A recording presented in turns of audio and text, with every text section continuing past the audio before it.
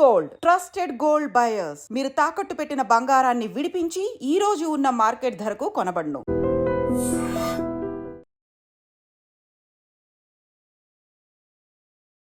ఏమైతుందో ఏం అర్థమైతలేదు మ్యామ్ అసలు. అంటే యాజ్ ఎ ఫ్యామిలీ మెంబర్ మీరు కేసీఆర్ గారి అన్న కూతురు కాబట్టి మీకు ఇంకా మంచిగా తెలుస్తుంది అసలు ఏమవుతుంది, వాళ్ళ ఫ్యామిలీలో ఏం జరుగుతుంది అనేది మీరే చెప్పాలి. ఇంకా ఏమవుతుంది, డిఫరెంట్ టాక్స్. అంటే కవిత గారు పార్టీ పెడతారనో, దూతలు పోయినరు ఆమె దగ్గరికి, చర్చలు జరుపుతున్నారనో, బుజ్జగిస్తున్నారనో, ఇట్లా రకరకాలుగా వస్తున్నాయి. మీకున్న ఇన్ఫర్మేషన్ ఏంటి మ్యామ్? కవిత పార్టీ పెట్టడానికి ప్రిపేర్ అయ్యింది, అది వాస్తవం. ఓ, రాయబారానికి వెళ్ళింది వాస్తవం. ఇంకా సెట్ అవ్వలేదు అనేది వినిపిస్తుంది, కాంప్రమైజ్ అవ్వలేదు అనేది వినిపిస్తుంది. ఓకే.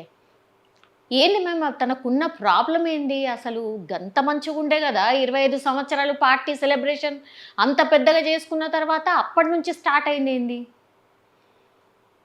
అంటే బీఆర్ఎస్ రజతోత్సవ సభ అనే దాంట్లో డయాస్ మీద కవిత పిక్ లేదు, మాట్లాడడానికి మైక్ ఇవ్వలేదు. సో కవిత అర్థం చేసుకుంది, ఓన్లీ కేటీఆర్నే మా నాన్న ప్రమోట్ చేస్తున్నాడేమో అనేది అర్థం చేసుకొని కోపంలో లెటర్ రాసుకుంది. ఫస్ట్ రోజు ఏం స్టేట్మెంట్ ఇచ్చింది మనందరం చూసినాం, మేడే రోజు. సెకండ్ డేట్ రోజు లెటర్ రాసుకుంది. ఇంకా రిలీజ్ ఎప్పుడు చేసుకుందో, ఎప్పుడు అక్కడికి పంపించిందో, అసలు అక్కడికి రీచ్ అయిందో రీచ్ కాలేదో కూడా తెలియదు. అంటే లెటర్ ఎక్కడ లీక్ అయినట్టు? తనే లీక్ చేసింది అంటున్నారా, లేకపోతే ఎవరు లీక్ చేసింది ఎవరు అంటున్నారు? మరి కవిత మటుకు యుఎస్ నుంచి రాగానే ఎయిర్పోర్ట్ నుంచి ఎవరు లీక్ చేసిండ్రు నేను రాసింది అని కవిత క్వశ్చన్ చేస్తుంది. ఒక వర్గం ఏమో అసలు లెటర్ రీచ్ అవ్వలేదు అంటుంది. ఓకే, మరి ఎవరు లీక్ చేసినట్టు ఇక్కడ? తనకిచ్చి తనే లీక్ చేసిందా? మరి తనే లీక్ చేసిండ్రా? మీడియా మీకే సోర్స్ ఎక్కువ ఉంటుంది కదా. మీరు చెప్పండి మ్యామ్. అంటే తన మనస్తత్వం మీకు తెలిసి ఉంటుంది కాబట్టి నిజంగానే ఫాదర్కి లెటర్ రాసిండ్రు. ముందేమో అసలు అది తన రైటింగే కాదేమో, తను కాదేమో అని ఇట్లా రకరకాల చర్చలు వచ్చినాయి మ్యామ్. తీరా చూస్తేనేమో లేదు నేనే రాసిన, మా ఫాదర్కి రాసిన, ఎవరు లీక్ చేసిండ్రు అని తను కోవట్లు అంటుంది, దయ్యాలు అంటున్నది, మా నాన్న దేవుడు అంటుంది. ఇక మీరు చెప్పాలి, దయ్యాలు ఎవరు, కోవట్లు ఎవరు అనేది మీరు చెప్పాలి. ఇక నేను ఎప్పుడు దయ్యాలనే మాట ఇంతవరకు ఎన్నోసార్లు అక్కడ విమర్శించాల్సి వచ్చినా ఆ వర్డ్ యూజ్ చేయలేదు. ఓకే, కానీ కవితనే దయ్యాలు, ఓన్లీ మా నాన్న దేవుడు, మిగతా వాళ్ళు దయ్యాలు అంది. అంటే నాన్న తప్ప అక్కడ ఉన్న వాళ్ళందరూ దయ్యాలే కదా, వాళ్ళ అమ్మ ఇంక్లూడ్, అమ్మతో కూడా. ఓకే. ఇప్పుడు మమ్మీ సపోర్ట్ కూడా లేదంటున్నారా కవితకి? నేను అంటే అనట్లేదు, తన మాటల వల్ల. తన మాట తనే చెప్పింది కదా, నా లెటర్ ఎట్లా లీక్ అయింది, మా నాన్న దేవుడు అంత దయ్యాలు చుట్టున్నారు అంది. అంటే ఇంక్లూడ్ వాళ్ళ అమ్మ కూడా కదా. అక్కడ ఓన్లీ స్పెసిఫిక్గా నాన్న అని మెన్షన్ చేసింది, అవునా కాదా? అవును, అమ్మ అని ఎందుకు అనలేదు? అమ్మ నాన్న దేవుళ్ళు అనాల్సింది కదా. అంతే కదా మరి. అంటే మదర్ కూడా సహకరిస్తలేరా? అంటే కవిత గారికి అండగా లేరా? అంటే what you want to say ma'am? నేను ఎప్పుడు మాట్లాడినా కానీ ఏదో నాకు ఆ టీఆర్ఎస్లో ఉన్నప్పుడు పదవి ఇవ్వకుంటే బయటకు వచ్చి నేను కాంగ్రెస్లో పనిచేస్తున్నా, నేను విమర్శిస్తున్నా అని మీడియా కానీ ప్రజలు కానీ ప్రతి ఒక్కరు అనుకున్నారు, అనుకునేటట్టు వాళ్ళు అట్లా క్రియేట్ చేశారు. కానీ ఈరోజు ప్రజలు అర్థం చేసుకోవాలి, మీరు అర్థం చేసుకోవాలి. పదవులు అధికారం అనుభవించి 10 సంవత్సరాలు ప్రజల గురించి ఆలోచించకుండా పవర్ ఎంజాయ్ చేసి ఈరోజు మళ్ళీ ఎవరు మాట్లాడుతున్నారు, ఎవరు దయ్యాలంటున్నారు అర్థం చేసుకోవాలి. నేను ఎప్పుడు అక్కడ ఒకటే పర్సన్ టార్గెట్ చేసేదాన్ని, శకుని అని. ఆ శకుని వల్ల ఫ్యామిలీ అంతా డిస్టర్బ్ అవుతుంది, ఇబ్బందులు అవుతున్నాము అని నేను ఎప్పుడు మెన్షన్ చేసేదాన్ని. కానీ సొంత కూతురు, కన్న కూతురు కవితనే మా నాన్న దేవుడు, మిగతా వాళ్ళు దయ్యాలు అంది. దాంట్లో ఎంత పెద్ద అర్థం ఉంది? ఓకే, ఇప్పుడు ఒక్కళ్ళు కూడా సపోర్ట్ లేరు తనకి, తన అమ్మతో సహా కూడా తనకు సపోర్ట్ లేరు, అంతేనా? ఏం దేనికి సపోర్ట్ లేరు? సపోర్ట్ ఉంటేనే కదా నీకు ఓడిపోయినా ఎమ్మెల్సీ వచ్చింది. ఇప్పుడు ఏదన్నా అడగాలనుకుంటే స్ట్రైట్గా అడగాలి. నీకు వాటాలు కావాలన్నా, ఇంకా పార్టీల ప్రమోషన్ కావాలన్నా డైరెక్ట్ కేసీఆర్ని కలిసి అడగొచ్చు.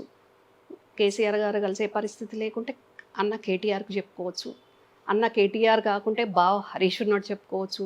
నిన్న రాయబారానికి వచ్చిన దూతలు ఆయన ఎవరు దామోదర్ రావు గారు, గండ్రమోహన్ రావు గారు, వాళ్ళకి చెప్పుకోవచ్చు. వాళ్ళు వెరీ క్లోజ్ టు ఫ్యామిలీ. అందులో గండ్రమోహన్ రావు అన్నట్టు ఆయన వెరీ క్లోజ్ టు కవిత. వాళ్ళ ద్వారా కూడా చెప్పుకోవచ్చు. నేను ఇది కావాలనుకుంటున్నా, నాకు ఇబ్బంది అవుతుంది అని చెప్పవచ్చు. అందరూ ఎందుకు వాళ్ళ అమ్మకే చెప్పవచ్చు కదా. ఓ డైరెక్ట్ ఇంకా మమ్మీ దగ్గర కదా, మమ్మీకి చెప్తే అసలు పని అయిపోతుంది కదా. జనరల్లీ నాన్నకి ఏదైనా చెప్పాలంటే అమ్మకే చెప్తారు కదా. అది కాదు, తను అనుకున్నది కావాలన్నప్పుడు మొండి పట్టైనా అక్కడ నాన్నకి ఇష్టం లేకున్నా పదవులు తెచ్చుకుంది, టికెట్లు తెచ్చుకుంది, పదవులు తెచ్చుకుంది. 2014లో ఎంపీ టికెట్ తెచ్చుకుంది బలవంతంగానే. తర్వాత ఓడిపోయి ఎమ్మెల్సీ కూడా తెచ్చుకుంది. ఇష్టం లేదా కేసీఆర్ గారికి అది ఇవ్వడం? ఇష్టం లేకుండేనా? కేసీఆర్ గారికి ఇవ్వడం ఇష్టం లేక కదండి. ఎవరు ఫ్యామిలీ మెంబర్స్ పొలిటికల్గా రావడం ఆయనకి ఫస్ట్ ఆఫ్ ఆల్ ఇష్టం లేదు. ఆయన ప్రతిసారి బహిరంగ సభల్లో చెప్పారు కదా, నాకు రాజకీయ వారసులు లేరు అని చెప్పారు కదా. నేను మియా బీవీ అని చెప్పారు కదా. మీరు పాతయన్నీ చూడండి. అంటే ఆయన మీద ఎంత ప్రెషర్ ఉంది. ఆ ప్రెషర్ తోటి ఆయన ఎవరికి చెప్పుకోలేక, ఏం చేయలేక వీళ్ళందరూ ఏం చేసినా చూస్తుండాల్సి వస్తుంది. నిజమా? అసలు నిజమా ఏంటి కనిపిస్తుంది కదా, లైవ్లో మనకి కనిపిస్తుంది కదా అండి. కేసీఆర్ గారు అంత వీకా? కేసీఆర్ వీక్ కాదండి, అక్కడ ప్రెషర్. ఇప్పుడు బయట వాళ్ళతోటి రాజకీయం చేయడం చాలా ఈజీ ఉంటుంది, ఇంటి వాళ్ళ ప్రెషర్ తట్టుకోవడం చాలా ఇబ్బంది ఉంటుంది. బయట రాజకీయం చాలా అవలీలగా అవతల పార్టీ వాళ్ళను వాళ్ళ ఎత్తులను చిత్తు చేసే వ్యూహాలు ఆయన దగ్గర ఉంటాయి.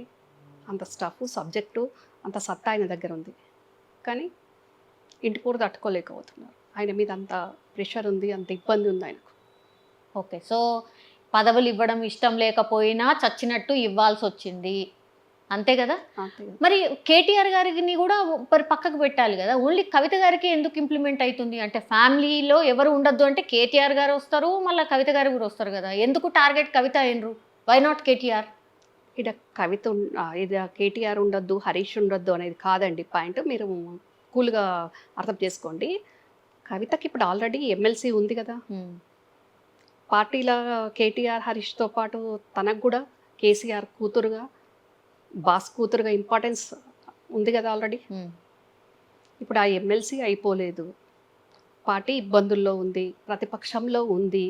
వాళ్ళు ఉండట్లేదా కేటీఆర్ హరీష్? వాళ్ళతో పాటు తను కూడా ఉండాలి కదా. మరి ఏం కావాలి? పార్టీ కష్టకాలంలో ఉన్నప్పుడు పార్టీకి వెన్నంటూ ఉండాలి కదా. అవును, ఏం కావాలి తనకి? మరి ఇంకేం కావాలి? మరి ఏం కావాలనో సామాజిక అంశాలతోటి బ్యాక్గ్రౌండ్ వేరే, ఫ్రంట్ ఫేస్ లెటర్. అదే బ్యాక్గ్రౌండ్ తను ఏం కావాలనుకుంటుంది మీరు చెప్పాలి. అంటే మీరు ఇన్నర్లీ మీరు ఉన్నారు కాబట్టి అందుకే మీ దగ్గరకు వచ్చిన మీరైతే కరెక్ట్గా చెప్తారు. అని తను ఏం కావాలో సీఎం ఏంది? అది తనొక్కదానికి లేదు, అందరికీ ఉంది. శకున్ గారితో సహా అందరికీ ఉంది. అది ఓన్లీ వీళ్ళందరూ ఉండి ఓన్లీ కేసీఆరే మా అధినేత, మాకెవరికి పదవులు వద్దు, మేము పని చేస్తాం పార్టీలు అందరిలాగా అని అంటే పార్టీ బాగుంటుండే. అసలు ఓడిపోయే పరిస్థితి రాకపోతుండే. ఓడిపోయినా కానీ ఇంకా అధికారంలో ఉన్నాము అని 10 ఏళ్ళు ఎంజాయ్ చేసినారు కదా, ఇంకా అధికారంలో ఉన్నాము అనుకొని ఇంకా ఆధిపత్య పోరాటం అక్కడ. పోనీ ఇది వస్తుందని ఎక్స్పెక్ట్ చేసిండ్రా? కేసీఆర్ గారు అంత చాణక్యుడు అని అంటారు కదా, ఎక్స్పెక్ట్ చేయలేదా ఏంటి ఇట్లా వస్తుందని? ఏంటి ఇట్లా ఫ్యామిలీనే గొడవలు వస్తాయి, కవిత గారు ఇట్లా చేయబోతున్నారు అని ఎక్స్పెక్ట్ చేయలేదా? తన మనస్తత్వం తెలుసుగా. చేసిన మొన్నటి వరకు పవర్ ఉంది కాబట్టి వీళ్ళు బయట పడలేదు. వీళ్ళు చేస్తున్నారు అనేది ఆయనకు తెలియకేం లేదు. ఇప్పుడు అవతల పార్టీ నాయకులని వాళ్ళ ఎత్తులను చిత్తులు చేయగలిగే దురదృష్టం ఉన్న ఇతను వీళ్ళు ఇట్లా చేస్తారు అని అనుకుంటారు కదా. కాకపోతే అక్కడ సీఎం కాబట్టి అధికారం ఉంది కాబట్టి వీళ్ళు కొంచెం బయటపడలేదు. ఓకే, మళ్ళీ థర్డ్ టైం కూడా అధికారం వస్తుంది అనుకున్నారు. కేసీఆర్ గారు కూడా అనుకున్నారు, వీళ్ళు అనుకున్నారు, రాలేదు. రాకపోయేసరికి ఇంకా ఇప్పుడు 10 ఏళ్ళ పదవులు అనుభవించిన అధికారం అనుభవించిన వాళ్ళు ఇప్పుడు ఆ అధికారం లేకపోయేసరికి ఆగమగమవుతున్నారు. ఇప్పుడు ఎవరు ఎవరికి పడరా? అంటే కేటీఆర్‌కి కవిత గారు పడరు, హరీష్ రావు గారికి కేటీఆర్ పడరు, కవిత పడరు. ఆ తర్వాత మీరు అంటున్నటువంటి శకుని అంటే సంతోష్ గారే కదా! ఆయనకు వీళ్ళు ముగ్గురు పడరా? ఎవరు ఎవరికి పడరా? అసలు ఎవరైనా ఒక్కళ్ళైనా కలిసిమెలిసి ఉంటారా? అక్కడ ఆ నలుగురు ఎవరికి ఎవరు పడరు. అంటే ఎవరి ఇండివిజువల్ గేమ్ వాళ్ళదా? ఎవరి ఇండివిజువల్ గేమ్ వాళ్ళది. పార్టీ కోసం పార్టీ పుట్టించి పార్టీ కోసం కష్టంలో ఉన్నా లాభంలో ఉన్నా పార్టీ కోసం ఆలోచించట ఆయన పెద్ద ఆయన. ఆ తర్వాత ఇక వీళ్ళు ఎవరికి వాళ్ళు మా వర్గం, మా ఆరాటం, మా పోరాటం, మా ఆధిపత్యం ఇదే. రమ్మనంటే ఇప్పుడు కాంప్రమైజ్ అయ్యి ఉంటే తెలంగాణ భవన్ వేదికగానో మరి ఇంకా ఎక్కడికి వస్తారో వాళ్ళు పెట్టిన అంబేద్కర్ కాడికే వచ్చి మరి చెప్పాలి. నలుగురు శకున్ గారితో సహా కవిత, కేటీఆర్, హరీష్ వచ్చి కేసీఆర్ అధినాయకత్వంలో మేము పనిచేస్తాం, మాకు ఏం పదవులు వద్దు, మేము పార్టీని బలోపేతానికి కృషి చేస్తాం, మాకు పదవులు అవసరం లేదు, మేము ప్రతిపక్షంలో ఉన్న ప్రజల కోసం పనిచేస్తాం అని వీళ్ళు ఒకే వేదిక లేకపోయినా ఒకే ఆ అంబేద్కర్ ముందు నిలబడి వీళ్ళు చెప్పగలుగుతారా? అస్సలు అంటే అసలు కలిసే పరిస్థితే లేదంటారు ఇక. అంటే ముదిరిపోయిందా, లేకపోతే అసలు ఇక కలిసే ఆస్కారమే లేదా? కలిసే పరిస్థితే ఉంటే ఈ సిచ్యువేషన్ రాదు కదండి సౌమ్య గారు.